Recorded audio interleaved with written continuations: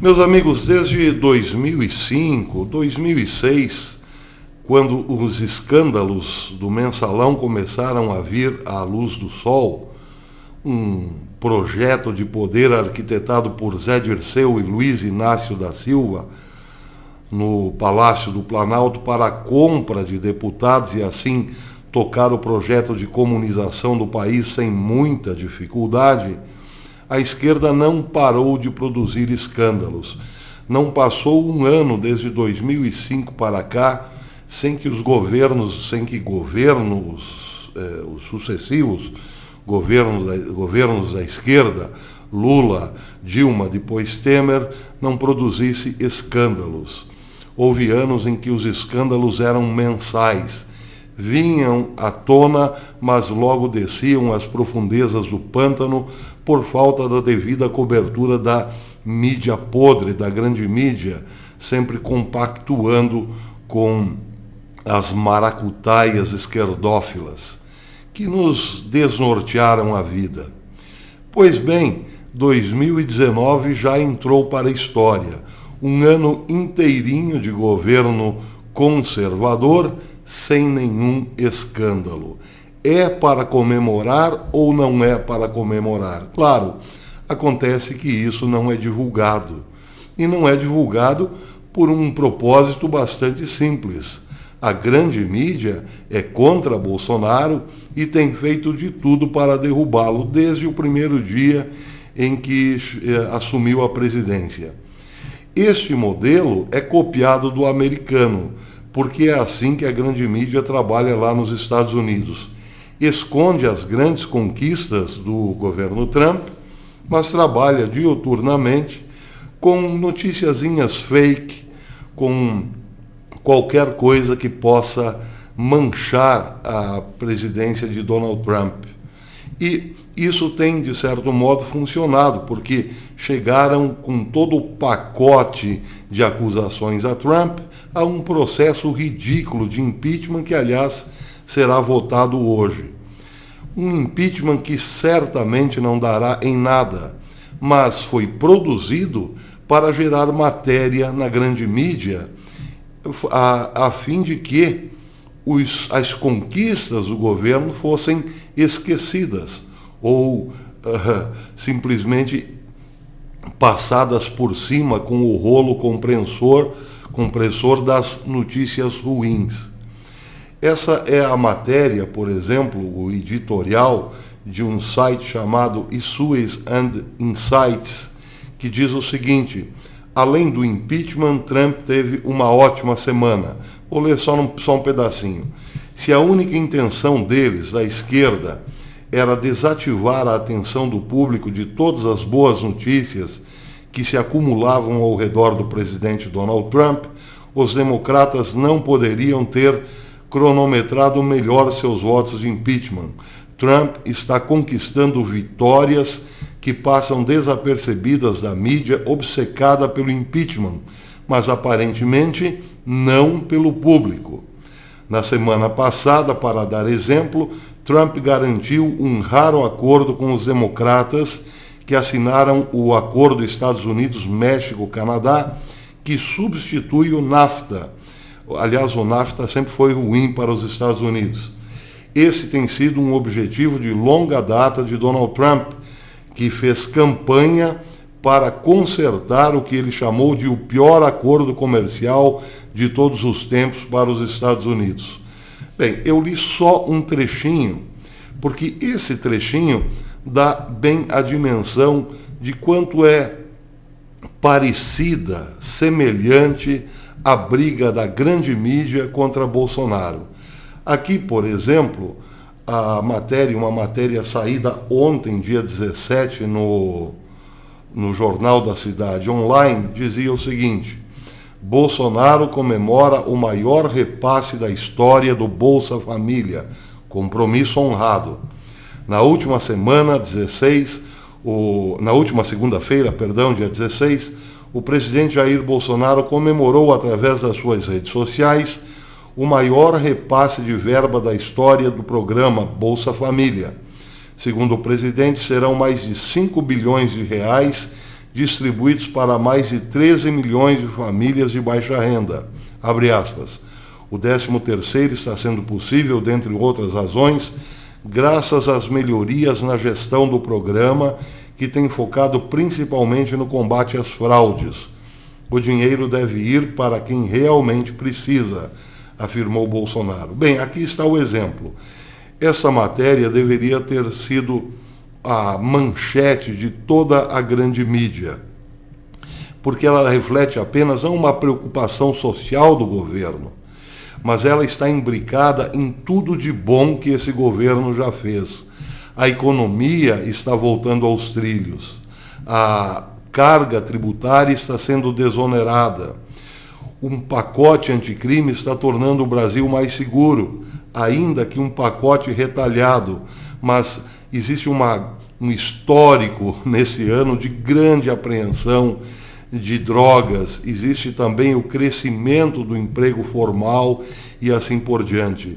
O governo onerando menos a carga tributária, impostos, por exemplo, sendo reduzidos como nunca na história desse país, tem, por outro lado, aumentado a arrecadação do próprio governo. Menos Estado significa mais dinheiro em caixa para o governo, novas estradas sendo feitas. Bem, tudo isso resulta numa reserva maior para investir no social. E o destaque disso na grande mídia é nulo, é pífio, é quase nenhum. A grande mídia prefere fabricar um escândalo quando o Bolsonaro chama a pirralha Greta de pirralha, do que dar as boas notícias. É a tática. Ela está, de certo modo, funcionando nos Estados Unidos. Porque lá, mesmo que o impeachment e todo o ataque que Trump sofre da grande mídia não resultará na sua queda, mas pelo menos tira o brilho, em alguma medida, das suas conquistas. Esta receita copiada aqui, ela tem um poder maior, porque nos Estados Unidos, ainda que exista, sim, uma quase igualdade entre esquerda e direita, os dois lados têm grandes meios de comunicação. A direita, por exemplo, tem a rádio. Sim, os conservadores têm um grande alcance, eles propagam as opiniões e as informações através do rádio. É uma tradição. As grandes redes de televisão nos Estados Unidos não têm gigantescas audiências. A audiência que tem é dividida entre as várias emissoras. Aqui não. Aqui nós não temos a direita não tem um canal divulgador à altura da esquerda. Não existe esse equilíbrio. Aqui a Rede Globo domina os lares. Há, claro, uma parcela da população bem informada por causa do YouTube, mas é ainda uma gota d'água no oceano. No geral, os lares estão aí, reproduzindo o que sai no Jornal Nacional. A Rede Globo é, sim, a dominadora quase que hegemônica da informação. E a Rede Globo não está nem aí para as conquistas do governo. É uma inimiga declarada de Bolsonaro. Esse é o perigo do Brasil. Nos Estados Unidos, todas as informações negativas da imprensa visaram sempre derrubar Donald Trump. Até que surgiu este caso da ligação de Donald Trump com a Ucrânia, no sentido de que o Donald Trump teria pressionado o governo ucraniano a fazer uma pesquisa, uma investigação sobre Joe Biden, para depois receber um incentivo militar. Bastou isso para criarem esse tal processo de impeachment. Aqui no Brasil fizeram de tudo para que isso acontecesse, de tudo. Grampos, as armações do Verdevaldo, enfim, um ano repleto de tentativas de levar Bolsonaro ao impeachment. Essa excrescência chamada CPI das fake news visava também isso, chegar a um ponto em que tudo caísse no colo de Bolsonaro. Tentaram até colar a morte de Marielle a Bolsonaro. Tudo para levá-lo ao impeachment. Pois é, o que está acontecendo na América pode acontecer aqui.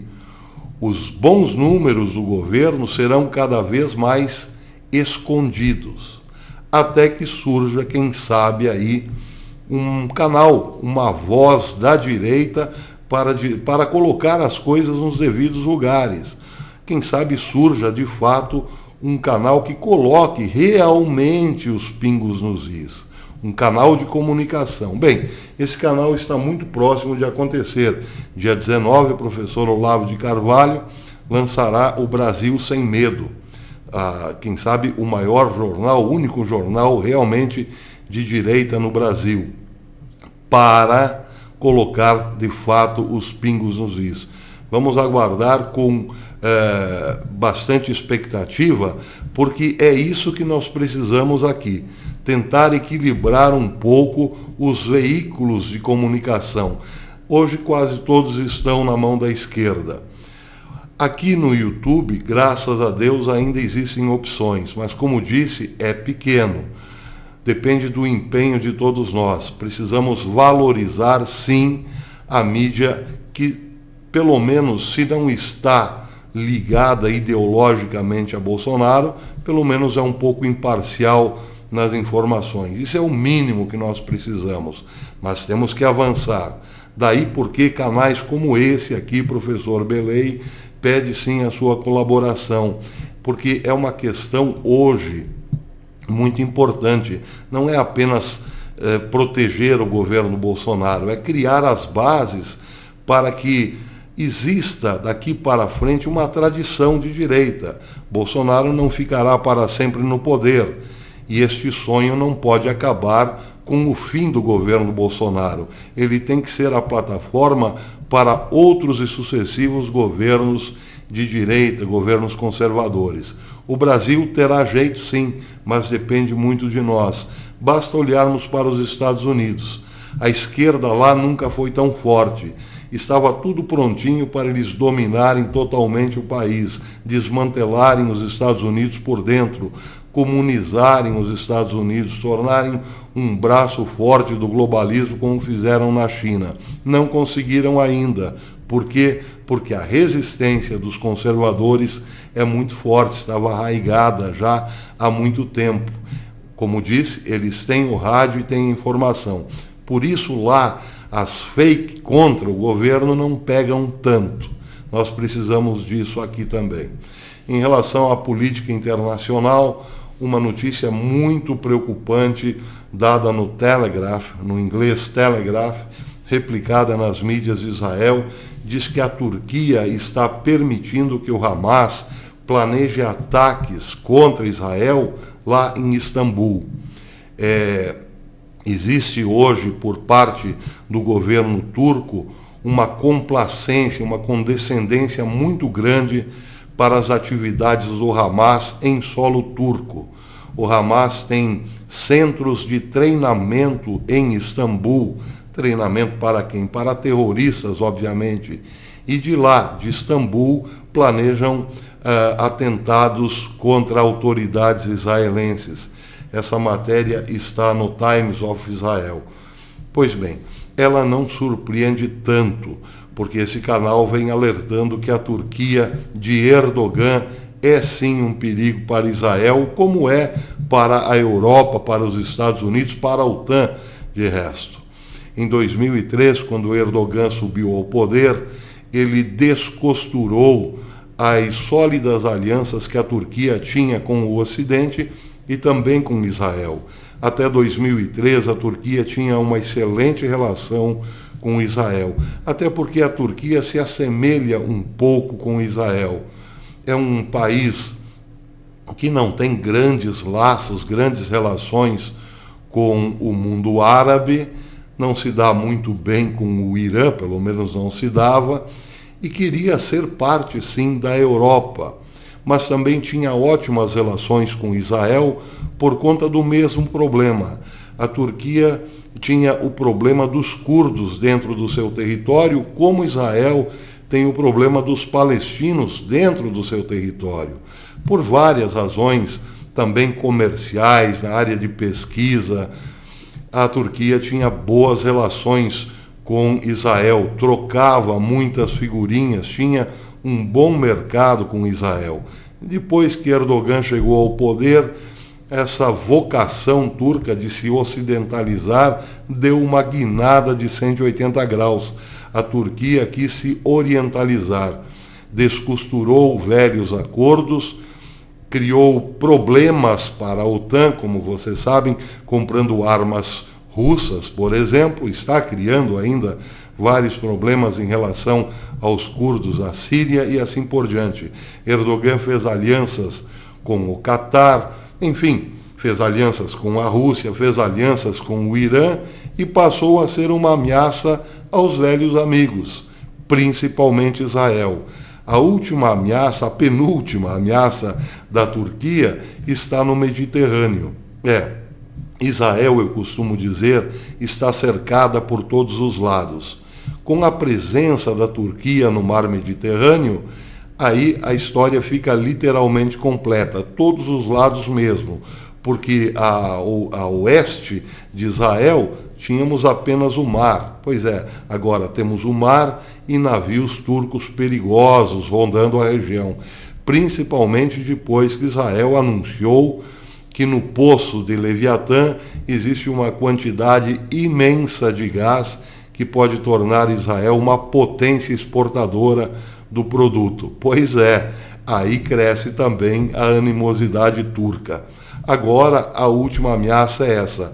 A Turquia está acolhendo de braços abertos os terroristas do Hamas para planejarem os seus ataques lá dentro da Turquia, em paz e numa muito boa. É bom lembrar que o Hamas, que comanda a faixa de Gaza, desvia o dinheiro da população para armas e planejamentos, enfim, para a estrutura do seu domínio.